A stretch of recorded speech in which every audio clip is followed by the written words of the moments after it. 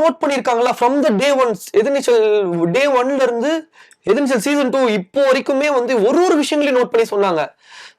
நீ என்னப்பா நீ அப்போ வந்து சின்ன பையனா இருந்த, மீச தாடி கூட உனக்கு வளரல, அப்படி இருந்துகிட்டு இப்போ நீ பார்க்கும்போது வேற லெவல்ல இருப்பப்பா. நீ தான் கல்யாணம் பண்ணிக்க போற, கல்யாணம் பண்ணிட்டு நீ வந்து இவங்க தான் கல்யாணம் பண்ணி வைக்க போறாங்களா, அப்படி இவங்க கல்யாணம் பண்ணிக்காத பார்கவியை கல்யாணம் பண்ணிக்கோ அப்படின்லாம் சொல்லிட்டு போறாங்களா. அதெல்லாம் கேட்கும்போது நம்ம வந்து சின்ன பையனா நடிச்சுட்டு இருக்கும் போது எந்த அளவுக்கு இருந்தாங்களோ அதை வந்து இப்போ கேரக்டர் எலிவேட் ஆயிருக்கு. இவ்வளோத்தையும் நோட் பண்ணி சொல்லும் போது ரொம்ப ஹாப்பியா இருக்கு. செட்டுக்கு பாட்டி வந்த மொமெண்ட் பத்தி நிறைய விஷயங்கள் அவர் ஷேர் பண்ணியிருந்தார்ல. செட்டுக்கு அப்படி ஒரு பாட்டி வந்து எல்லாரையும் கனெக்ட் பண்ணி பேசுறாங்க அப்படின்ற ஒரு மொமெண்ட் உங்களுக்கு எந்த அளவுக்கு எமோஷனலா இருந்துச்சு? ஆமா. அவங்க வந்த உடனே வந்து எல்லார்கிட்டயும் அப்படியே எல்லாரும் அது ஆக்சுவலா ஓவர்வெல்மிங்கா இருந்தது பார்த்த உடனே. எல்லார்கிட்டயும் வந்து இப்படிலாம் பண்ணக்கூடாது, நீ பண்ணது ரைட்டு அப்படி சொல்லிட்டு சொன்ன மாதிரியே அவர் வந்து எல்லாம் நோட்டீஸ் பண்ணியிருக்காங்க. எல்லாம் நாங்க இவங்கலாம் கேட்டாங்க.